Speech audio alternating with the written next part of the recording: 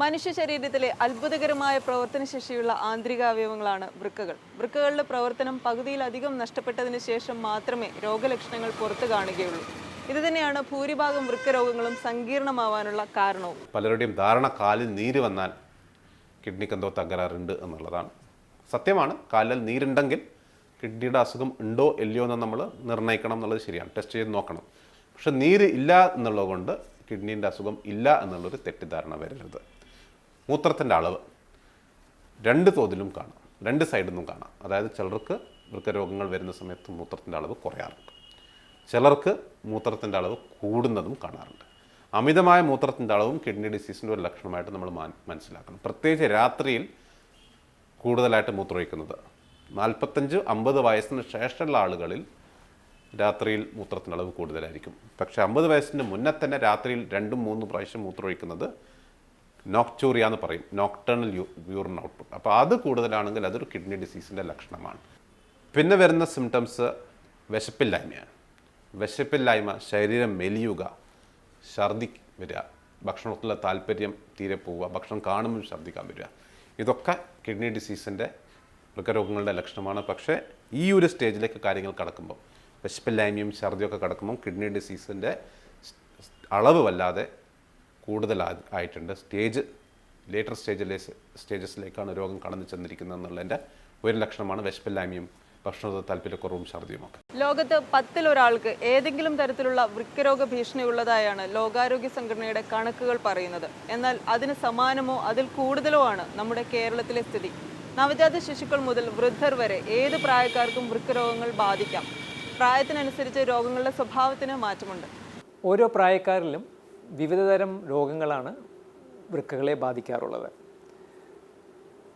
50 വയസ്സിന് മുകളിലുള്ള വ്യക്തികളിൽ സാധാരണ കാണുന്ന വൃക്കരോഗം പ്രമേഹ രോഗം മൂലമോ അല്ലെങ്കിൽ രക്താതിസമ്മർദ്ദം, ഹൈപ്പർ ടെൻഷൻ മൂലമോ, അതുകൂടാതെ വൃക്കകളിലേക്കുള്ള രക്തക്കുഴലുകൾ അടഞ്ഞു പോകുന്നത് കൊണ്ടോ വരുന്ന രോഗങ്ങളാണ്. പ്രമേഹ രോഗികളിൽ ഉണ്ടാകുന്ന വൃക്കരോഗത്തിന് ഡയബറ്റിക് നെഫ്രോപ്പതി എന്നാണ് പറയുന്നത്. മൂത്രത്തിൽ ആൽബുമിൻ എന്ന പ്രോട്ടീൻ്റെ അളവ് കൂടുതലായി കണ്ടുവരുന്നു. ഇതുള്ളവർക്ക് മൂത്രത്തിൽ പത ഉണ്ടാകുക എന്നതാണ് ലക്ഷണം. കാലക്രമേണ ഏകദേശം 5 മുതൽ 10 കൊല്ലം കൊണ്ട് ഈ രോഗികൾക്ക് വൃക്കസ്തംഭനം ഉണ്ടാകുന്നു, കിഡ്നി ഫെയിലിയർ ഉണ്ടാകുന്നു. വേറൊരു സാധാരണ കണ്ടുവരുന്ന അസുഖം മൂത്രത്തിലെ കല്ലിൻ്റെ അസുഖമാണ്. ഒരു 15 വയസ്സിന് ശേഷമാണ് സാധാരണ കാണാറ്. അത്യപൂർവമായിട്ട് നമുക്ക് 10 വയസ്സിൽ താഴെയുള്ള കുട്ടികളിലും കാണാറുണ്ട്. പക്ഷേ യൂഷ്വലി 15 to 45 ഏജ് ഗ്രൂപ്പിലാണ് കല്ലിൻ്റെ അസുഖങ്ങൾ നമ്മൾ കണ്ടുവരാറ്. കല്ലിൻ്റെ അസുഖം എല്ലാ കല്ലിൻ്റെ അസുഖം കൊണ്ടും കിഡ്നിക്ക് തകരാറ് വരണമെന്നില്ല. ചെറിയ കല്ല് കിഡ്നീൻ്റെ ഉള്ളിൽ സൈഡിലും ഒക്കെ ഇങ്ങനെ ചെറിയ കല്ലിൽ നിൽക്കുന്നതിനെ കൊണ്ട് സാധാരണഗതിയിൽ വലിയ പ്രോബ്ലം ഉണ്ടാവില്ല. പക്ഷേ കല്ല് വളരെ വലുതായാൽ, അല്ലെങ്കിൽ കല്ല് കിഡ്നിയിൽ നിന്ന് മൂത്രസഞ്ചിയിലേക്ക് പോകുന്ന ഒരു പൈപ്പുണ്ട്, യൂറേറ്റർ എന്ന് പറയുന്നത്, ആ പൈപ്പിൻ്റെ ഉള്ളിൽ കല്ല് വന്നിട്ട് സ്റ്റക്കായാൽ ആ കിഡ്നിയിൽ നിന്നും മൂത്രം ഒഴിയുന്നത് സ്ലോ ആവും, ചിലപ്പോൾ മൂത്രം കെട്ടി നിൽക്കും.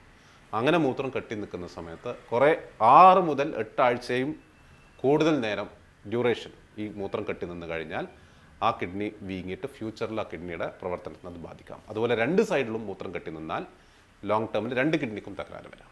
കുട്ടികളിൽ കാണുന്ന രോഗങ്ങൾ പലപ്പോഴും ജനിതകമാണ്, ജന്മനാലേ ഉണ്ടാകുന്ന രോഗങ്ങളായിരിക്കും. ഇത് തന്നെ പലതരം രോഗങ്ങളുണ്ട്. ഒരു കുടുംബത്തിൽ അച്ഛനോ അമ്മയ്ക്കോ വൃക്കരോഗമുണ്ടെങ്കിൽ അത് മക്കൾക്ക് വരാനൊരു സാധ്യതയുണ്ട്. വളരെ ചെറിയ കുട്ടികളിൽ, നവജാത ശിശുക്കളിൽ കണ്ടുവരുന്ന വൃക്കരോഗങ്ങൾ പലപ്പോഴും ഒരു പ്രത്യേകതരം ചികിത്സ കൊണ്ട് നമുക്ക് മാറ്റുവാൻ സാധിക്കുന്നവയല്ല. അവ മിക്കവാറും വൃക്കസ്തംഭനത്തിലേക്ക് പ്രവേശിച്ച് ഈ കുട്ടികൾക്ക് ഡയാലിസിസ് വേണ്ടിവരുന്ന ഒരവസ്ഥയാണ് കാണാറുള്ളത്.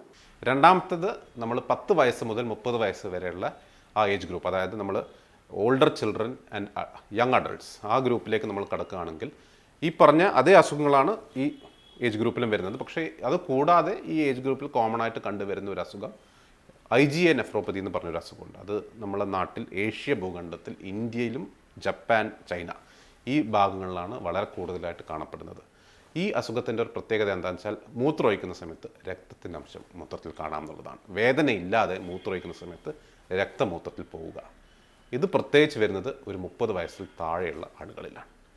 ഇത് ആ തുടക്കം പീരീഡിൽ നമുക്ക് ഇത് കിഡ്നീൻ്റെ അസുഖത്തിൻ്റെ ഒരു വൃക്കത്തിൻ്റെ അസുഖത്തിൻ്റെ ലക്ഷണമായിട്ട് തോന്നാറില്ല. 1-2 പ്രാവശ്യം മൂത്രമൊഴിക്കുമ്പോൾ ഒരു ചുവന്ന നിറം ഉണ്ടാവും. പ്രത്യേകിച്ച് തൊണ്ടവേദന വരുന്ന സമയത്താണ് ഇത് ഉണ്ടാവുക. തൊണ്ടവേദനയും പിറ്റേ ദിവസം മൂത്രമൊഴിക്കുമ്പോൾ ചുവന്ന നിറം, 3-ാമത്തെ ദിവസം ചുവന്ന നിറം മാറും. ഒരു 3-4 വർഷം കഴിഞ്ഞ ശേഷം ഇതേ ആൾക്ക് ഒരു തലവേദന, ഛർദി വരും. ഡോക്ടറെ അടുത്ത് പോകുന്നു, ബ്ലഡ് പ്രഷർ ചെക്ക് ചെയ്യുമ്പോൾ ബ്ലഡ് പ്രഷർ വളരെ ഹൈ ആയിരിക്കും. പിന്നെ അത് അന്വേഷിച്ച് നോക്കുമ്പോഴാണ് ഇത് അന്ന് തുടങ്ങിയ ഒരു അസുഖത്തിൻ്റെ ഒരു കണ്ടിന്യൂവേഷനായിട്ട് വരുന്ന ഒരു കിഡ്നീൻ്റെ അസുഖമാണെന്നാണ് നമ്മൾ കാണുന്നത്. അപ്പോൾ ഒരു പ്രാവശ്യം പോലും മൂത്രത്തിൽ രക്തത്തിൻ്റെ അംശം ഉണ്ടെങ്കിൽ അത് ഭാവിയിൽ ഒരു സീരിയസ് ആയിട്ടുള്ള അസുഖമായിട്ട് മാറാൻ സാധ്യതയുള്ള ഒരു രോഗലക്ഷണമായിട്ട് നമ്മൾ എടുക്കണം. ശരീരത്തിലെ മാലിന്യങ്ങളെ മൂത്രത്തിലൂടെ പുറന്തള്ളുകയാണ് വൃക്കകളുടെ പ്രധാന ധർമ്മം. അതിനാൽ വൃക്കരോഗമുള്ള ഒരു വ്യക്തിക്ക് രക്തത്തിൽ ഈ മാലിന്യങ്ങളുടെ അളവ് കൂടുന്നു. അതുകൂടാതെ അവർക്ക് വിളർച്ച, അനീമിയ, രക്തത്തിൻ്റെ കുറവുണ്ടാകുന്നു.